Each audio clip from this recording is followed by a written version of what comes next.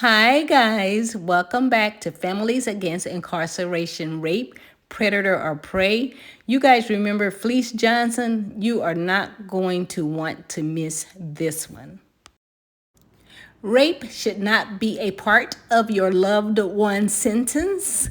Help support F.A.I.R today by joining the movement, signing the petition, and contacting your local government agencies and prison authorities to protect loved ones from prison rape. Now, a little bit something about P.R.E.A. P.R.E.A is Prison Rape Elimination Act, and it was passed into law in 2003 as a means to bring information, education, and funding to prevent prison rape and educate prisoners as well as those who may be entering prison about prison rape and how to prevent it. If you are not aware of it, look it up so that you can learn about prison rape elimination. As I mentioned before, Fleece Johnson will be telling his truth, and you have got to hear it. He is the man again who is known as the Booty Warrior, and he told a horrific story of what happens. Just listen to him. After this disclaimer, we will get into his story before and after he was released. The preceding videos are in raw form and may not be suitable for all audiences. Caution is advised. This is Fleece Johnson, Booty Warrior, and Free Man.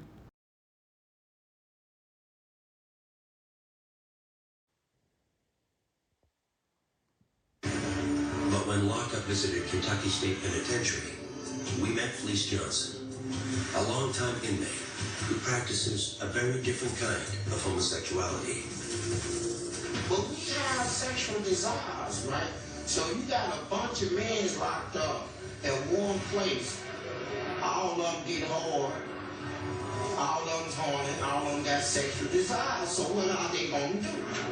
If you don't let them have a woman, they going to have each. Somebody's going to have to give us some booty. And it's just that simple. The most memorable story that Fleece told us was about the place and importance that booty has in a maximum security penitentiary. And he went on about it and on about it. In his prison, booty was more important than food. Booty, a man's butt. It was more, I'm serious.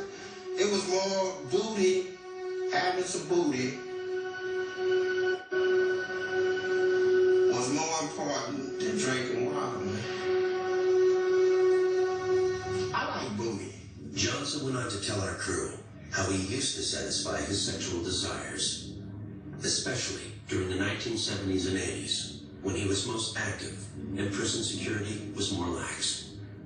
When I see one, and he looks good to me, when I go see him, I say, you come here. I say, I'm telling you what,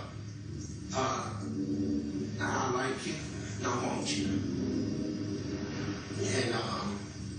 And we can do it the easy way or the hard way. So the choice is yours, right? And it was always yes. Johnson also had a warning for the new generation of inmates. They might be asking for trouble from old-timers. You know, they got this thing where they sag their pants past their butt. It's a style, they call it some sort of a gangster style. And, you know, it's sexy to us, right? And see, but they weren't prepared for this, right? So you say your pants and her, man, somebody be up in your butt, you know, and it just that simple. Johnson even let the lockup crew know that when he was in his prime, they wouldn't be safe from his advances either. If y'all had been in her back then in them days, and as much as I like booty, I'd probably fat one of y'all butts. And y'all was walking past me. And dares you to say something. I felt no shame in my game. This is nothing that I'm ashamed to admit. I am what I am. I'm a warrior too, you know, so let that be.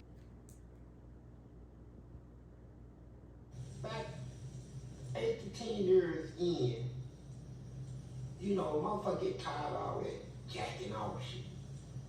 You know, and being that I came in so early, I didn't have no memories of girls that I don't fuck, cause I ain't even had a woman yet. You know, cause I was in jail at 14. I ain't even fuck with a woman yet. You know, ain't never kissed one, none of that shit. Now I'm in the penitentiary around all this shit, right? So, you know, you switch from masturbating to looking at freak magazines, you know, porn magazines. Right. So that was the big thing, you know, but you get bored on that shit, you get burnt out on it, you know. And then, you know, something got to give, man. So you wasn't necessarily gay when you went in, because you didn't even like seeing it at first. No, I wasn't gay, period. Okay. You know, when I went in that motherfucker, I hated that shit. Right. You know, I hated the sight of it, you know. And when I used to rob them on the streets and shit, right, I used to smack them and all that shit, right? I remember when I got locked up in jail, before I went to prison, all them sisters was hollering, 30 years, I let motherfuckers that robbed us on the street, all that shit. And now back to the penitentiary, man, you see so much shit going on in there. It's like a different environment, different community. You know, it's like a different world for real. And everybody was into it. They was kissing, they allowed it back then. And we had a swimming pool in that prison. You had a swimming pool in prison? This is a maximum security prison, one of the toughest in America, and we had a pool. We had a swimming pool, we had go-karts, roller skates, indoor and outdoor, all that shit. Wow. See, the correction cabinet in Kentucky, they didn't want to put us to the strict shit that other prisons in other states put their prisoners through, right? Right. They felt like this is our community. As long as we respect it, they gonna give us privileges, you know. Roller skates, we got a swimming pool, we got a real softball court, baseball, football field. We had basketball full court inside of the gym. We had one outside, we had another one outside, we had 4 full court basketball. I mean, we had all that shit, right? So, but here's what they did. They used to have something they call saltpeter. That's what they put in your food, right? Saltpeter? Yeah, it's supposed to produce something in you where you can't get hard. Okay. Keep your shit salt. But if you put too much, you know, it'll have the reverse effect. You know, it'll make everybody hard. So the inmates that worked in the kitchen called themselves like playing jokes and shit. Most of them was gay, so they wanted to see that shit. So they would put a lot of it in the food. Wow. And you walk around all day long hard and shit, looking at each other. Everybody want to stir each other down and shit. You know, like, who's gonna give it up? Give what up? I mean, goddamn. I mean, we all sitting here hard and motherfuckers, whoever got the fattest ass, I guess, you know. Right. But that didn't really resonate to me, and I'm gonna keep it real 100 though. After about 10 years in, man, I'm burnt out on masturbating, jacking off, reading, looking at free books. So back that time, my reputation had picked up. Right? I fought so many battles and fights and stuff. I ain't lost shit. I ain't lose one fight in none. You know, I fought inmates, I fought the racist motherfuckers, I fought all the Crips. You know, all that Crip and blood and GDs, all that shit went on the streets when I was there. But while I was locked up, all that stuff started coming in prison. You know, and then they started taking away our privileges because these young motherfuckers are coming in, start their bullshit. Everybody in blue want to fight everybody in red. I'm in some prison rag. shoes, start taking all our shit, you know. So I said, shit, fuck it, you know, I gotta live a life in this motherfucker, you know. So I seen one of them running his mouth, light skin motherfucker. He was out of Newburgh in Louisville. And I was talking about how tough he was and shit, right? And so one day I went to the shower and him and his little road dogs, they came in the shower, they talking about whooping somebody and all that shit. But when I turned around and looked to see who was doing all that talking, I saw him. Man, his ass was so fat. I said, goddamn, he need to give that ass up. What is he talking about fighting who, nigga? You need to give somebody some booty, nigga.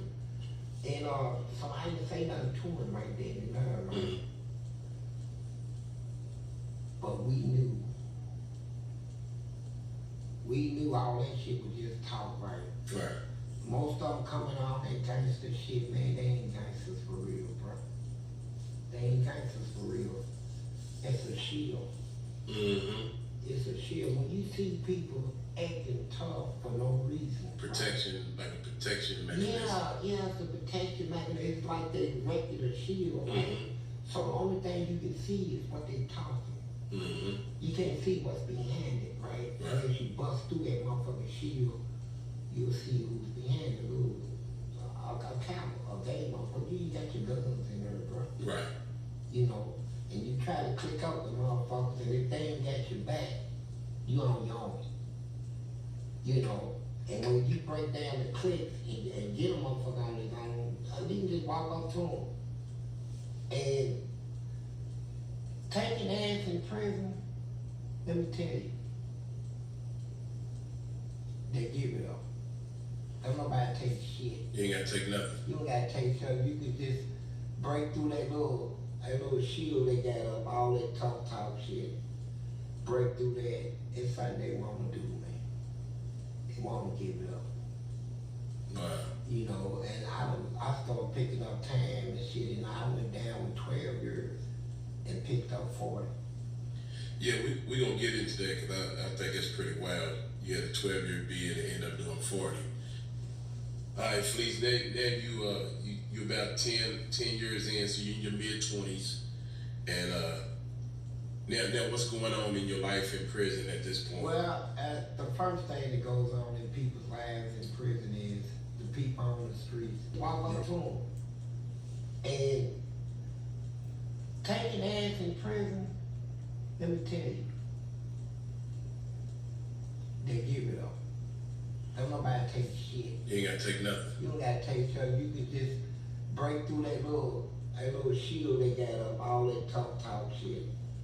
Break through that. It's something they wanna do, man. They wanna give it up. Wow. You know, and I started picking up time and shit, and I went down with 12 years and picked up 40. Yeah, we gonna get into that because I think it's pretty wild. You had a 12-year bid and end up doing 40.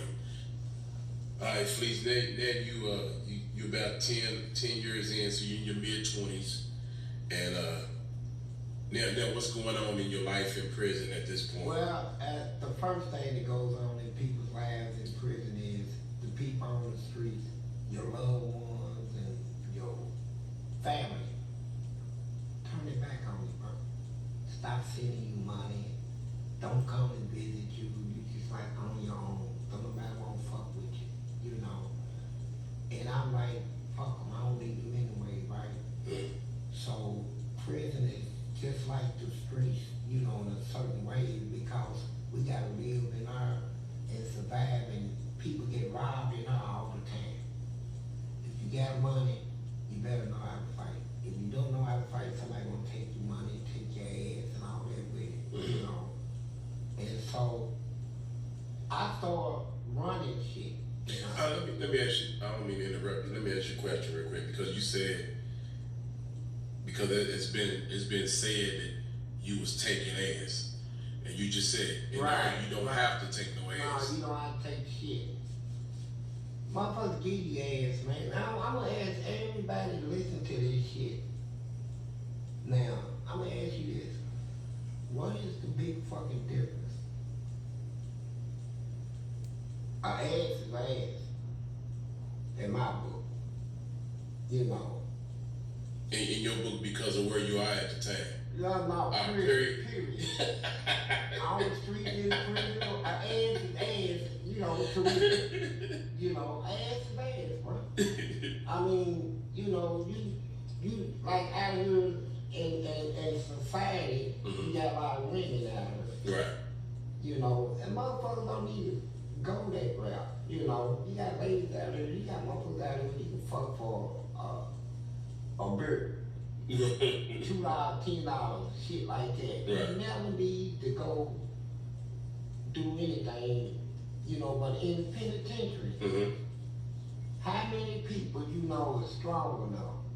You know, you got a lot of fake motherfuckers that sit there and tell you a lot of shit about, man, I did 30 years or 40 years or 20-something years and ain't nothing, I ain't never did. He's lying. That's a goddamn lie.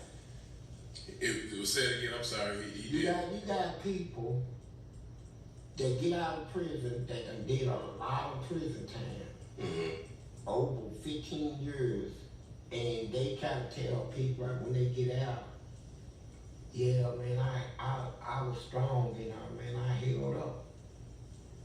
He's lying like shit. He didn't do shit, but what everybody else did in the penitentiary. They sneak around, get their dick sucked, fuck somebody in the ass, buy ass. They sell ass in them sisters in our sells it. You know, just like prostitutes do on the streets. And them sisters in our look like women. Behave like them, conduct themselves like them, talk like them, and they have all the women traits. You know, they have the big hips, the big butts, the small waistline, some of them got titties. You know, and some of them is just think they was women. And it's hard for a motherfucker that been in for a long time to see them keep walking back and forth past your cell with all their booty hanging out and shit, not trying to get none, you know. Right. And so, it's like it is on the street. Whoever got the most money can get whatever the fuck he wants in the penitentiary. You gotta have money to get it. That's why I ran stores, poker games. I did all kinds of shit, right? And I accumulated a lot of money in our life. You started doing this in your mid-20s to late 20s? Nah, I was in my 30s when I started making all that money. Okay. And I put my nieces and nephews through college. So at that point, you accepted you was gonna be there for the rest of your life? Yeah. I picked up so much time, I said I ain't gonna never get out because I ain't gonna never accept no disrespect. I'm not gonna let no motherfucker disrespect me and just pat him on the back. No, I'm gonna fuck your ass up, right? Right. And so, one guy, he owed me, you know, he thought he was slick. You know, like in penitentiary, he owed me. Well, he bought a pack of cigarettes. So, you gotta pay it 2 back. 2 packs back? Yeah, you know, give him a week, give him on a Friday, always pay on Fridays. Come Friday, he said his money didn't get come in, so the 2 went to 3. That's interest. So when he didn't pay it the next week, the 3 went to 5, the 5 to 8, on up. And eventually, this motherfucker owed me 8 boxes of cigarettes. Then his money finally came, you know. So he gonna try to shortcut me. You know, he gonna give me 4 boxes of cigarettes. I said, bro, you owe me 8. I know I owe you, and I don't know what else to do. I said, well, I'm gonna tell you what to do. Pay me my goddamn money. You know, pay me my goddamn money. And I looked at him real hard, like, you know, yeah. He said, I said, yeah, I am, sir. Pay me my money, I'll give you some ass. You know, he said, I don't play that shit. I don't do that. I don't do this. And I said, all right, bro. Well, I'll see you tomorrow then. He already know what that means. You know, I'll see you tomorrow. So before we came out of our cells, the next day, he sent the note down. And in the note, he said, do you know a place where we can go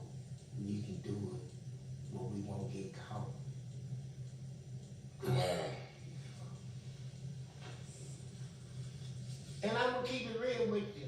I fucked the shit out of him. Yeah, I did. I fucked his egg and I felt good about it, right? I fucked him hard, hard. And this was a man that wasn't even doing This was a motherfucker that claimed he wasn't gay, he didn't do shit, he wasn't like that, but he owed me. Paid me, motherfucker. He gave me some booty. So I said, God damn, that was good. It was good ass right there. So I'm living my life in the penitentiary. I'll never get back out. That's what I thought. I'm never going back to the street, so I might as well make a life of this. I'm getting me a motherfucking life in this motherfucker, Yeah, you going into what, 20 years in at this point? Yeah, I need me a goddamn wife or something. I need motherfuckers to suck my dick on the regular. I need to fuck eggs, whatever, jack me off, whatever you want to do. And if you want to consider that something wrong to do, then don't get on me, get on the lawmakers. Because they the motherfuckers that put motherfuckers in these penitentiaries, all males and all females in the same, just separators. And the Bible says, in the beginning, when God created man, what made God create the woman? You go back to the beginning of the Bible, it'll say, it is not good that a man should be alone. Why ain't it good? Well, I just told you why. Because if you ain't got, they don't fuck each other. Somebody, motherfuckers dicks get hard, they fucking. It's simple as that, fucking. So, people look at it like, it's nasty. No, it's life. And if you was locked up, you'd be doing the same shit. I don't give a fuck who you are listening to this shit. If you was locked up, after you get in about 8 to 10 years in, motherfucker, yeah, you gonna get your dick sucked on the slick side. It was a whole lot of these little gangsters in the room that was trying to sneak around doing shit, right? Mm-hmm. Go ahead, Fleece. So it's a whole lot of little talk guys come out of my city, Louisville. They come in there and try to, these is fly niggas. These is niggas that hit all the women on the streets and shit, right? Well, here's the thing you ain't realizing. And all you young motherfuckers out there fucking, keep this in your mind. That same sex drive you had on the streets, well, you just gotta fuck all the time. You fuck this girl, go across town, fuck another girl, fuck your best friend's girl, and all this shit. That same sex drive will go with you when you get locked up, bro. And that urge to have sex, that urge to come, to get that feeling, that sexual release, that goes with you. That don't stop at the prison gate. That goes in there with you. And a lot of them in there, they follow ladies around the yard all day long, jacking off on them and hiding and all this. They call them butt bandits, booty bandits and all this shit. They got over 150 motherfuckers in Eddyville. They come out of their cell every day looking for one thing, booty. They don't want no goddamn food, canteen, they want ass. That's what they come out looking for. And if they find any weakness in you, they come to get it. They don't give a fuck how you look. So these young people come in with these real high sex drives and shit. So one dude, I got tired of hearing his mouth. He was talking about these nasty ass sissies down there. That's all they got down there, sissies and all this shit. Little pretty motherfucker. It's one of them type of niggas on the street. All the ladies would say, ooh, he's so cute. And all, yeah, niggas in prison say he's cute too. He's a baby guy. Niggas a baby guy in prison. A cute nigga on the street is a baby guy. And every woman, all you ladies out here that have a man, if your man got a fat ass or not. Let that go through your man. Do we have a little fat ass or what? So when they get him, I got to hear him do run his mouth so bad. And I already fuck one of these motherfuckers, right? A couple of them at that time, right? Yeah. So I'm offended, right? So I tell a sissy, I say, look, I'll pay you, see what he's about, right? About 2 months later, the sissy came back and told me, said, guess what? I said, what? Said, we kissed. I said, you kissed too? And when he told me, I said, oh, little gangster nigga, talking all this shit. He said, yeah. I said, all right, keep me posted. Next thing you know, he gave the sissy some head. Then sissy said he was fucking sober. I'm like, hold up, I got to see this with my own eyes, right? Can you set it up where I can walk in with a crowd of niggas from Louisville and bust this motherfucker, right? Take him right in the head. And we did. And that sissy was hammering in his head. I'm talking about he was throwing log in him. You know, you think a motherfucker's a sissy ain't got no, these motherfuckers had dicks bigger than ours, right? And sissy was turning that ass up and I was just turning his butt up. And I called him, and I dramatized it. I said, oh, god damn. God damn. What's that, a tree trunk coming out of your ass, nigga? And so later on, he came to sit down and tell me, said, can I talk to you? I said, yes. What's up, man? He said, hey, police. Man, I know you thought you saw me. I said, little bitch. Don't even come to me with that shit. I saw you take a dick in your ass, you a bitch, and it's all to it. You a bitch. So, you know, that happens a lot, and it's a lot of it. It's up in the hundreds that come out of prison in Kentucky. I don't know about the other prison. Right. In Kentucky. They done fucked around. A lot of them done been fucked. And they own it, they done suck dicks and all this, they come right out. You know, whatever you do is on you, you know. They get these girls. And they come right back out in the streets on all that front shit, you know. And since I've been out, I'm out of prison now, and since I've been out, I'm married and shit, you know. My wife, we be sitting on the porch, motherfuckers come up, motherfuckers I ain't even thought about, come up out, is that Fleece? I said, yeah. What's up, dog? Nigga, hey. I said, this is my wife, darling, so they go, I mean my wife, and so they be like, hey, your husband, you know, he's a good man, he saved my life and all that shit, and all that. And a lot of them, I won't say shit about them. You know, that's in the past, man. I'm not gonna put your business out here in the street unless you get out here and do a lot of fronting and shit, right? Now, I had one front the other day, about a month ago, he killed a motherfucker in prison. And so he's out here, I happen to get a job. And this motherfucker's running his mouth about how tough he is and shit, right? He had everybody work around him coming to me and say, hey man, you need to talk to your little buddy, man. Hey. I said, what? Man, this motherfucker said he was whooping shit in prison and all that. I said, he killed the motherfucker. I said, he did. I said, what? He said, you was the only motherfucker. He ain't never fought, but he know he can whoop you. I said, whoop who? He said, I said, you didn't say that shit. They said, yeah. So I went to him in front of him. I said, bro,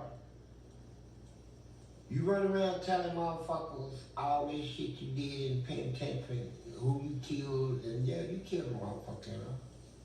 And you will fight, but you can't whoop me. Plus you a bitch.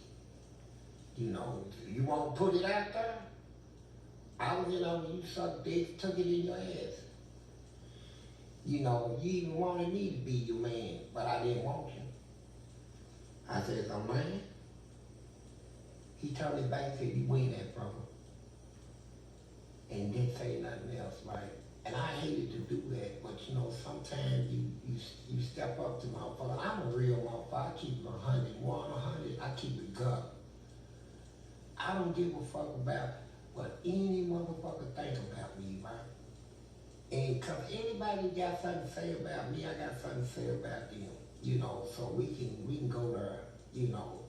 I mean, what sense would it make for a prostitute to say that somebody that have sex with me, he's a dog? What about what you do? What does a motherfucker baby raper look like running his mouth towards somebody? See, in prison, we had a code, you know. As long as you wasn't a rat and wasn't the police, and you didn't do that baby raping shit, hey, we ain't got no love for you. You know, as long as you keep it real, right? But them motherfuckers that do all that other shit, yeah. But I wanna, since I've been there, I done had a lot of people confront me. Say, oh, you the booty man.